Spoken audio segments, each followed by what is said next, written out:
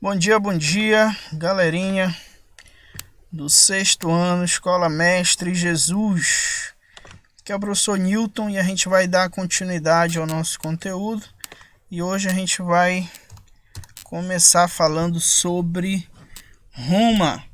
E aí nós vamos tratar das origens à República Romana, tá?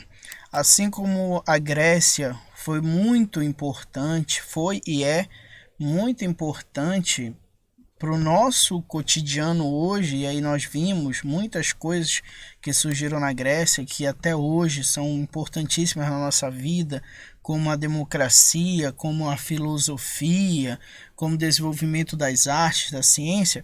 Roma também vai se transformar em um grande império e também vai deixar marcas na nossa história, que é o que a gente vai ver nos próximos capítulos, nos próximos temas, certo? Então vamos lá. Origens de Roma. Primeiro trouxe aqui para vocês o mapa aqui, né? Roma surge aqui na Península Itálica, bem aqui, né? Aquela parte lá do mapa que vocês conhecem como uma botazinha, tá? Bem aqui a Península Itálica e aqui o Mar Mediterrâneo, tá? Então ela tá aqui no Mar Mediterrâneo. Para cá para baixo você tem o norte da África, aqui em cima a Europa e para cá, para esse lado, o Oriente Médio, certo? Era basicamente essa a situação de Roma. Vamos lá. Os povos que originaram, gente, você sabe, naquela época não existiam países como nós conhecemos hoje. Existiam povos, né? Em alguns casos até alguns reinos.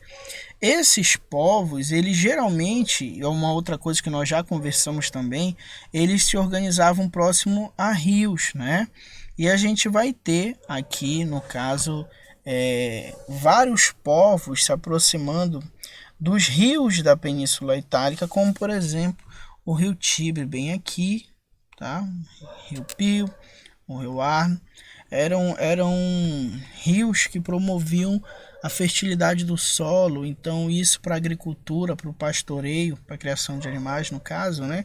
Isso favorecia demais, certo? Então você tem vários povos se encontrando aí nessa região. Esses povos indo-europeus, também chamado de italiotas, basicamente era um número muito grande de povos, tá? Eu botei aqui para vocês, bem aqui, ó, são os principais, e aqui os 3 pontinhos indicando que tem mais. Inclusive no exercício que vocês vão ter que fazer, vocês vão ter que ir no livro, porque vai pedir outros povos fora esses que eu coloquei aqui, tá? Mas no livro de vocês está a lista todinha. Aqui eu botei os principais. Então, entre eles, nós vamos ter os sabinos, os latinos, gauleses, gregos e os etruscos. Isso mesmo, gente. Os gregos também vão fazer parte desse povo que vai formar Roma, que vai formar o Império Romano. Da miscigenação, o que é miscigenação? É a mistura, certo? Da mistura desses povos originaram-se os romanos. Então, quem são os romanos? Os romanos não são descendentes de um único povo. Lembra que quando a gente falou dos gregos, os gregos descendiam de basicamente 4 povos? Aqueus, jônios, eólios, dórios. Lembra? Aqueus, jônios, eólios e dórios, né? Esses 4 povos aí, se misturando, eram o povo grego, formaram o povo grego. Aqui, os italiotas é a mesma coisa, pela junção, pela mistura desses povos indo-europeus, pelo atrito cultural, pela mistura cultural entre eles, vão originar os romanos. E aí eu coloquei aqui para vocês, gente, nesse mapa aqui, ó, ele está dividido e basicamente pintadinho a região que cada povo ocupava. Por exemplo, etruscos estavam aqui em toda essa região aqui, ó, onde está de verde. Gregos já estão nessa região aqui, ó, de vermelho. E aqui também na Sicília. Cartagineses, toda essa região amarela aqui. Povos itálicos, tá? No caso, você tem aqui, ó. Aqui de... não sei que cor é essa. Lilás. É porque eu sou meio daltônico.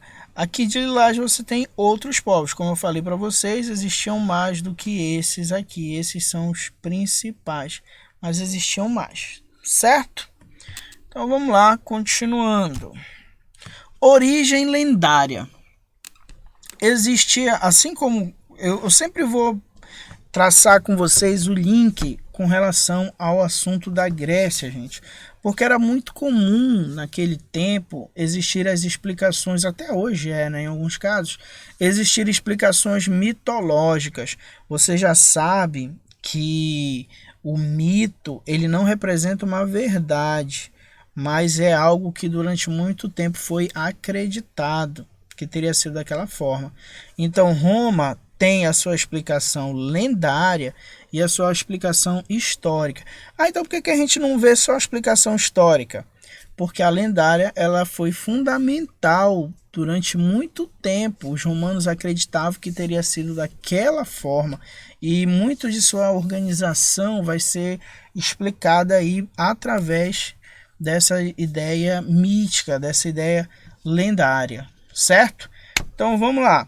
No livro de vocês, eu fiz aqui um resumo tentando deixar da forma mais organizadinha possível, porque no livro de vocês, até eu mesmo no momento que eu li, eu tinha um pouco de dificuldade ali de reorganizar os nomes, porque é muitos nomes para um lado, um para o outro. Então eu organizei da melhor forma aqui para que você possa entender. Então vamos lá, senta aí e escuta essa história. Existia um rei, tá? Esse rei se chamava Númitor. Ele era o rei de Alba Longa, certo? E esse rei, ele tinha um irmão chamado Amúlio. Um dia, Amúlio tinha inveja do seu irmão que era rei, queria um reino para ele. Então um dia ele organizou alguns homens e conseguiu destronar o seu irmão. Ou seja, fez com que Númitor deixasse de ser rei e ocupou o lugar. E não foi só isso não, tá? Ele não matou Númitor, mas mandou matar os descendentes, aquelas pessoas que poderiam reclamar o trono. E Númitor tinha uma filha chamada Réia Sílvia, certo? A filha nunca poderia ser um rei, então ela meio que não representava uma ameaça direta ao Amúlio. Porém, se um dia ela decidisse casar, se tivesse filhos e esses filhos fossem homens, então aí sim isso seria um grande problema, porque eles teriam direito ao trono. Então, Amúlio, ele não mata a Réia, porém, para que ele não corresse riscos, ele vai aprisionar ela em um templo para que ela fosse uma sacerdotisa virgem, certo? E assim ele achava que estava seguro o seu poder no trono. Porém, gente, segundo a mitologia romana, o deus Marte, que é o deus da guerra, ele vai se apaixonar por Réia e vai se enamorar dela, e eles vão ter 2 filhos, no caso vão ter filhos gêmeos, certo? Esses filhos foram chamados de Remo e Rômulo. Tudo bem? Pouco tempo depois, Amúlio ficou sabendo que Réia tinha tido filhos, a sua sobrinha no caso, né? E decidiu por fim as crianças. Foi até lá, que é o que está representado aqui nessa imagem, certo? Tomou as crianças e mandou que elas fossem jogadas no rio. As crianças foram colocadas dentro de um cesto e colocadas no rio. Olha que interessante, uma criança dentro de um cesto jogada no rio. Nossa, se parece muito com uma história bíblica, né? A história de Moisés. Lembram que Moisés foi perseguido e para salvar Colocaram ele numa cesta e botaram no rio? Pois é, algo interessante, né? Muitas histórias bíblicas e histórias mitológicas, algumas vezes elas meio que se encontram, elas meio que possuem os mesmos elementos, certo? Então o que aconteceu? Colocaram as crianças, o Remo e o Rômulo, dentro da cesta, colocaram no rio e as crianças foram rio abaixo. A ideia é que elas morreriam afogadas, certo? Porém, não é isso que acontece. Segundo a lenda, os irmãos foram resgatados por uma loba. Aí você pensa assim, um lobo, né? Deveria ter devorado as crianças, são carnívoros. Pois é, mas essa loba não. Ela os resgatou e, mais do que isso, amamentou eles, que é esse monumento aqui, tá? Deles sendo amamentados pela loba. Depois, um pastor encontra os dois e leva para serem criados por ele e por sua esposa. Então ali eles vão aprender alguns valores, ali eles vão aprender alguns ofícios e vão crescer. Passado algum tempo, eles se tornam, obviamente, adultos, né? Retornam. E outra, eles se tornam adultos e depois eles ficam sabendo da história, de como aconteceu para eles serem encontrados e descobrem que eles tinham eles eram da linhagem nobre, então eles retornam para Alba Longa, né? Retornam para a cidade, no caso, onde o seu avô era rei e agora quem era o seu tio-avô, né? O Amulho. Eles retornam para a cidade, derrotam o Amulho e devolvem o trono para Númenor, no caso, o seu avô. Númenor fica muito feliz e decide aí, então, ceder a eles um território para que eles fundassem uma cidade. Essa cidade seria chamada Roma. Isso teria acontecido aí em 753 anos antes de Cristo.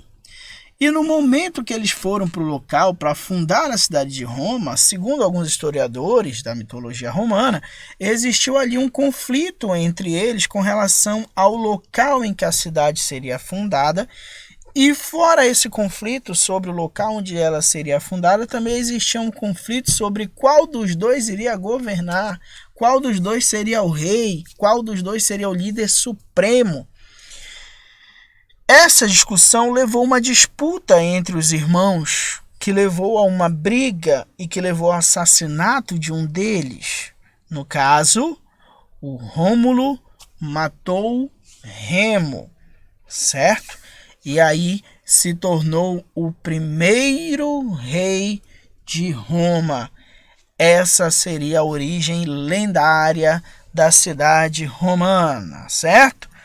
Porém, existe outra hipótese, essa aqui mais defendida pelos historiadores, certo? Para os historiadores, gente, não teria acontecido esse conflito entre Rômulo e Remo, Deus aí tendo filhos e nada disso. Para ele, o que aconteceu foi o seguinte: construíram um forte militar no que depois se transformou na cidade de Roma. Esse forte militar teria sido construído pelos latinos e os sabinos, dois povos de origem indo-europeia que a gente viu lá como no meio dos que formaram o povo romano, certo? Esse forte foi construído para que eles pudessem se defender dos etruscos. Opa!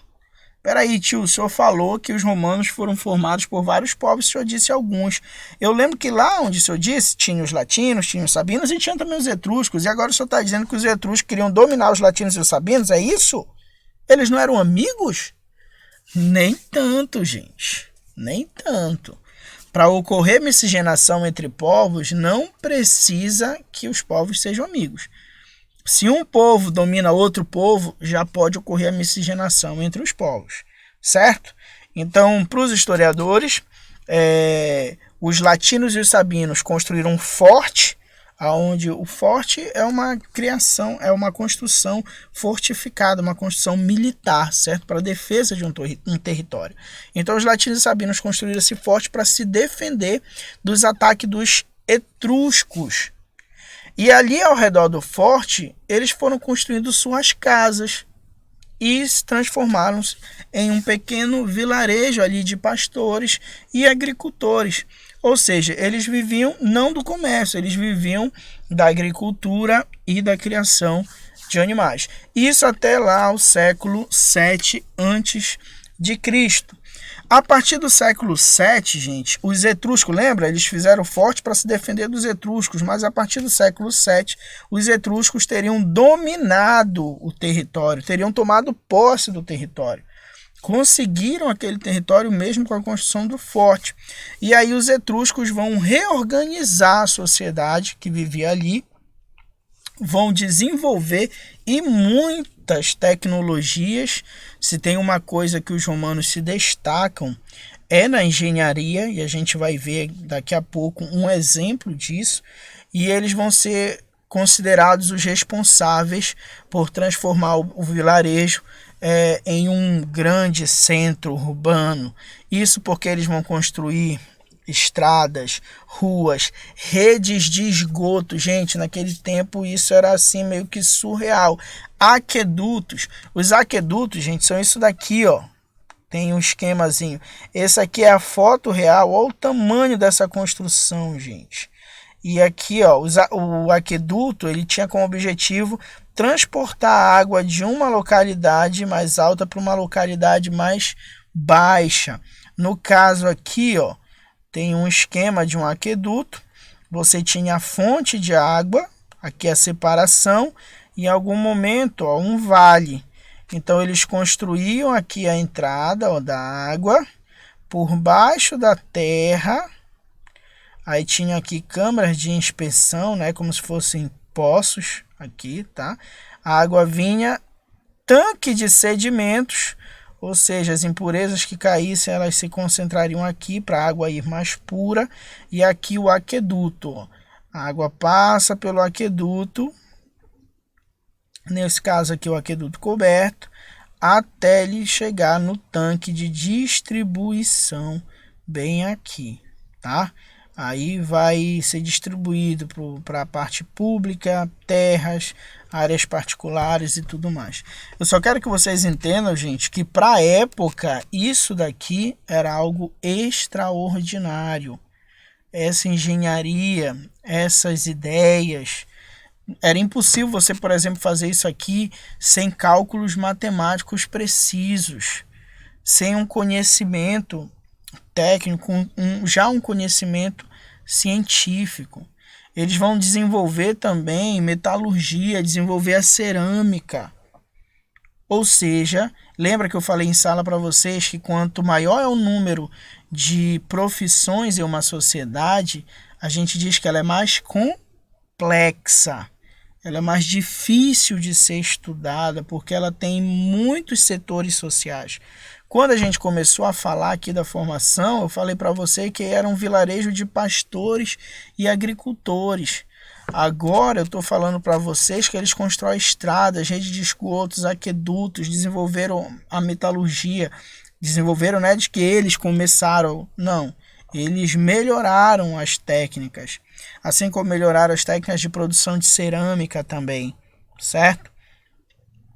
Então, eu posso dizer que a quantidade de profissões existentes aqui, quando ela se torna um grande centro urbano, é bem maior do que quando ela era apenas um vilarejo. Então, essa sociedade ela se tornou mais complexa, certo? Gente, um grande abraço, fiquem com Deus. Fica o exercício hoje para vocês aí da página 35. Como eu falei, vocês vão precisar dar uma olhada lá no livro para pegar todos os nomes dos povos indo-europeus que formaram o povo romano para poder responder a questão. Certo? Obrigado pela atenção. Até a próxima. Vamos lá.